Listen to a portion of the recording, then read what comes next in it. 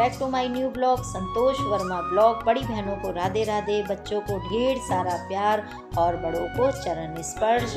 और ये हम क्या कर रहे हैं तो मैं आप लोगों को बता देती हूँ कि पूरे घर की अभी मैं डस्टिंग कर रही हूँ और दीवारों को भी पोंछ ले रही हूँ ताकि इन पे जितनी भी धूल मिट्टी है वो सारी हट जाएगी। और होता क्या है ना, जब हवा धूल आंधी चलती है ना तो दीवारों पे भी जाके मिट्टी चिपक जाती है। तो बस इसीलिए उन पे सब पे से हमने उतार दिया है मिट्टी को। और अभी दिवाली से होली से पहले होली से के बाद ही हमने अभी जब रेनोवेशन करवाया था घर का तभी हमने वाइट वॉश करवाई थी। आप लोगों के साथ में मैंने शेयर भी किया इस चीज़ को कि हमने वाइट वॉश अभी करवाई है 3-4 महीने ही पहले, मतलब वाइट वॉश कराई है। तो अब वाइट वॉश का तो कोई मतलब बनता नहीं है, तो इसीलिए सारे जो भी दीवारें वगैरह हैं इनको झाड़ लूँगी। और आधी से ज़्यादा पे तो टाइल्स ही लग रही हैं, तो इन सारे टाइल्सों को भी मैं धीरे धीरे पोंछती चल रही हूँ। तो इस तरह से क्लीनिंग अच्छे से हो जाएगी। और जब मैं ये साफ़ सफाई कर रही थी तभी मैं नहाने के लिए कपड़े निकाल के मशीन पे रख के आ गई थी कि अब मैं जाऊँगी बाथरूम की तरफ को तो नहाना सीधा हो जाएगा। और उससे पहले मुझे अभी कपड़े भी धोने हैं। और बाहर ये मशीन रखी रहती है ना, कपड़े धोने वाली मशीन जो है बाहर रखी रहती है, तो इस पर भी धूल मिट्टी काफ़ी आ जाती है। तो इसीलिए जब मैंने देखा कपड़ों को हटा के तो इस हाथ मेरे एकदम मिट्टी से किरकिराने लगे। मतलब जैसे मिट्टी से होते हैं ना, हम लगा के देखते हैं तो किसक सी होती है, वैसे होने लगे। तो फिर मैंने अपने कपड़े तो हटा दिए और इसे भी अच्छी तरह से ऊपर ऊपर से पोंछ दी है। और अब मैं ले जाऊंगी टब को उठा के, ताकि बाथरूम में मैंने सारे कपड़े भर के रख दिए थे, तो अब मैं बाथरूम में जितने भी कपड़े हैं उन्हें सबको भिगो दूंगी और नहाते समय ही इनको वॉश भी कर दूंगी। तो इस तरह से कपड़े भी धुल जाएंगे। तो फ्रेंड्स, आप लोगों को मेरा ब्लॉग वीडियो कैसा लगता है आप मुझे कमेंट करके ज़रूर बताइएगा। अच्छा लगता है तो लाइक ज़रूर किया कीजिए, फैमिली एंड फ्रेंड्स में शेयर भी कीजिए। और अगर आपको मेरा ब्लॉग पसंद आए तो चैनल को सब्सक्राइब भी कर लीजिए।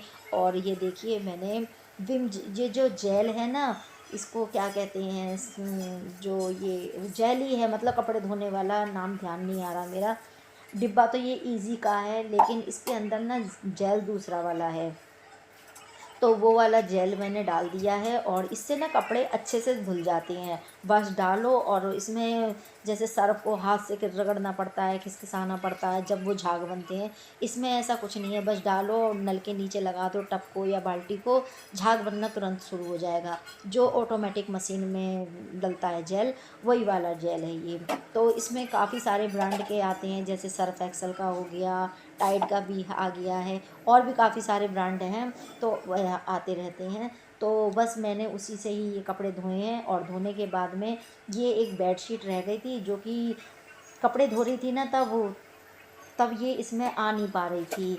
तो मैंने पहले अपने छोटे छोटे जितने भी कपड़े थे हल्के हल्के रोज़ पहनने वाले, उन्हें सबको हाथ से मीड़ लिया है। और मीड़ने के बाद में और अब इसको मैंने डाल दिया है, जो ये बेडशीट है, चादर हमारी, इसको भी डाल दिया है।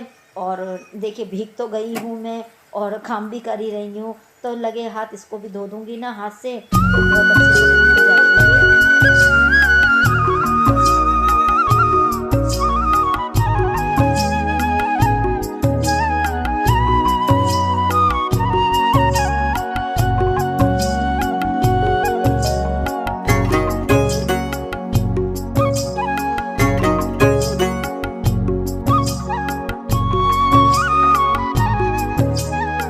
हाथ से कपड़े धोते हैं ना तब ज़्यादा अच्छे से क्लीन हो जाते हैं कपड़े। मशीन में भी क्लीन होते हैं, ये नहीं कहूँगी मैं कि मशीन में अच्छे नहीं धुलते, नहीं भाई ऐसा नहीं बोल सकती।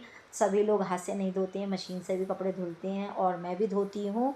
लेकिन फिर भी कहती हूँ कि मशीन से ज़्यादा हाथ से जो कपड़ों की धुलाई अच्छे से होती है ना, वो ज़्यादा अच्छा लगता है। और मैंने बेडशीट को ना अच्छी तरह से धो दिया था। नहाते में ना जितने भी कपड़े हों उतने कपड़े जल्दी से आराम से धुल जाते हैं। उसके बाद में ना भारी पड़ते हैं कपड़े धोने के लिए, क्योंकि सारे भीग जाते हैं, फिर कपड़े धोते बनता नहीं है। और बस फिर नहा धो के आ गई थी, साड़ी वाड़ी भी पहन ली है और अब मैं लगा रही हूँ भगवान जी के आगे फूल।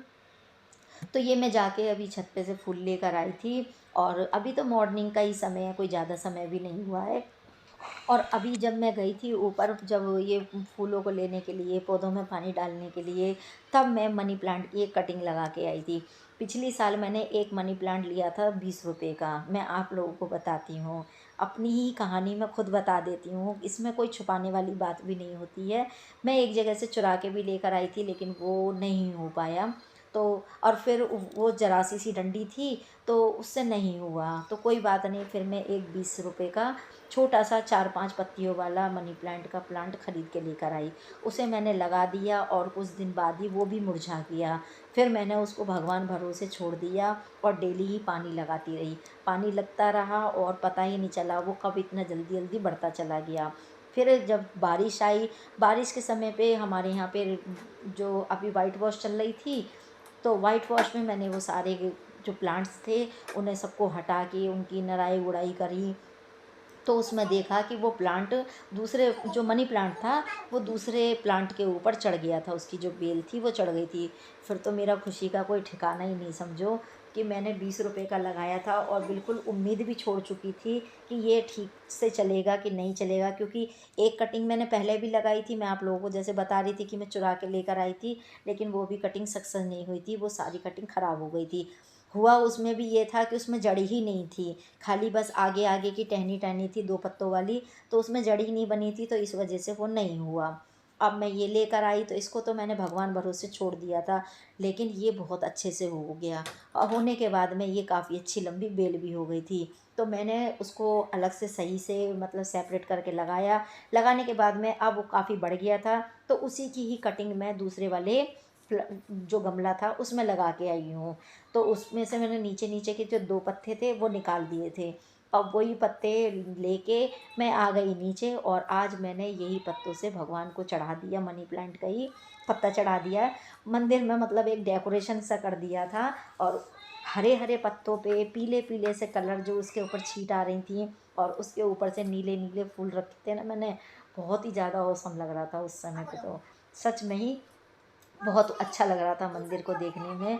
और बस उसके बाद में पूजा वगैरह करके नाश्ता भी कर लिया। नाश्ता करने के बाद में अब मैं ये मांग में सिंदूर लगा रही हूँ। मैं सिंदूर लगाना शुरू में भूल गई थी, मेरे दिमाग से बिल्कुल ही उतर गया था। नहीं तो नाश्ता करने से पहले मुझे ये लगाना चाहिए था, लेकिन दिमाग से बिल्कुल ही उतर गया और मैंने फटाफट से पहले चाय पी ली, नाश्ता ये कर मैं लिया। थोड़ी-सी क्रीम लेकिन निकाल के रख कभी-कभी देती हूँ, हम ये देखिए हो इमरजेंसी जाती के है लिए। गलती, अगर इंसान है, चल हो रहा है ना? जाती है गलती हम लोगों से भी। और उसके बाद में मैंने खाना वगैरह बनाया, तो खाने में मैंने बनाई हैं दाल चावल रोटी। तो ये जो रोटी हैं ये मैं अलग रख रही हूँ, ये जो 3 रोटी हैं ये मैं अलग उठा के रख रही हूँ, और ये 3 रोटी 2 गाय की हैं और 1 पंछियों के लिए हैं। ऊपर जाऊंगी ना तो छत पे छोटे छोटे टुकड़े करके पंछियों के लिए डाली आऊँगी, और वैसे मैं दाना वगैरह भी डालती रहती हूँ। तो इस तरह से आज का जो खाना होगा हमारा वो सिंपल सा खाना है, दाल चावल रोटी का। और पंछियों के लिए भी निकाल दिया है, गाय के लिए भी निकाल दिया है। अभी खाना कोई खा नहीं रहा है और बस मैं अभी भेजूंगी यश को, तो ये गाय की रोटी दे आएगा। और बस इस तरह से गाय माता को भी खाना निकल जाएगा। और देखिए वैसे भी श्राद्धों के समय पे गाय को खाना खिलाना बहुत अच्छा होता है। और सुबह के समय पे मैंने ये वॉश भी किया था, जो ये हमारा चम्मच वगैरह रखने का स्टैंड है, और ये इसे चम्मच का ही स्टैंड बोलते हैं, लेकिन मैं तो चाकू वगैरह ही रखती हूँ इसमें, क्योंकि चम्मच का तो मेरे पास में दीवार पे लग रहा है, तो इस वजह से मैं इसमें चाकू वगैरह ही रख लेती हूँ। और ये अदरक कूटने वाली मूसली है, तो ऐसी ही सारी चीज़ें मैं इसमें रख लेती हूँ, ये काफ़ी सही भी है। तो इस तरह से मैंने इसमें रख लिया है और इसको भी मैंने अच्छे से वॉश कर दिया है। तो इस तरह से ना अपने घर के जब भी समय मिले एक एक कोने को साफ़ करते चलो, एक एक चीज़ को साफ़ करते चलेंगे ना, तो एकदम हम पे वजन भी नहीं पड़ेगा साफ़ सफाई का, और धीरे धीरे करके सफाई अच्छे से होती भी चलेगी। तो यही मेरा अकेला करने का मकसद होता है कि देखिए इतना अकेले के ऊपर इतना काम का वज़न होता है, और अकेले ही करना भी है, तो उसी हिसाब से हमें फिर अपना एक टाइम टेबल बनाना पड़ता है ना, कि भाई हम इस टाइम से इस टाइम तक ये काम कर सकते हैं, और इस टाइम से इस टाइम तक हम किचन का काम कर सकते हैं। और फिर अपने लिए भी टाइम निकालना पड़ता है, थोड़ा सा यूट्यूब के लिए भी टाइम निकालना पड़ता है। तो देखिए काम के लिए तो इन्हीं 24 घंटों में से टाइम निकालना पड़ेगा। तो इसी हिसाब से काम करती रहती हूँ। और ये मैंने जब सुबह उठी थी तो ये मैंने ना रात को ही फ्रिज में लगा दी थी, मतलब कल ही जमाई थी मैंने ये मलाई मैंने कल जमाई थी और शाम तक ही जम गई थी। तो फिर रात को मैंने उठा के इसे फ्रिज में रख दिया था और जब मैं मॉर्निंग में सुबह उठी थी तब मैंने इसको निकाल के बाहर रख दिया था। तो करीबन 1 घंटे बाहर रख दोगे ना फ्रिज में से निकाल के इसे मलाई को, जो मलाई जमी हुई है हमने दही लगा के इसे जमाया है, तो इसमें से ना घी निकालना बड़ा आसान हो जाता है। और बस फिर मैंने थोड़ी सी रई लगाई और रई लगाने के बाद में ये घी निकल के बाहर आ गया। अब होता क्या है कि मेरे पास इतना बड़ा बर्तन ही नहीं है जो कि मैं इन दोनों को अलग अलग कर सकती थी, नहीं तो मैं इसमें से ये लौनी है जितनी भी उसको निकाल लेती, निकालने के बाद में दूसरे भगोने में कर सकती थी, लेकिन मेरे पास इतना बड़ा भगोना है ही नहीं कि मैं जो कर सकती। तो इसीलिए मैंने इसे साइड में कर लिया है दबा दबा के, जो भी हमारी लौनी है, और ये मठे को इधर निकाल ले रही हूँ जग में। और जग में निकाल के ना ये है कि ये तो पीने के काम में भी आ जाएगा और कढ़ी भी बनाने के काम में भी आ जाएगा, और भी बहुत सारे काम हो जाते हैं मठे के। तो इस तरह से ये मेरा मठा हो जाएगा रेडी।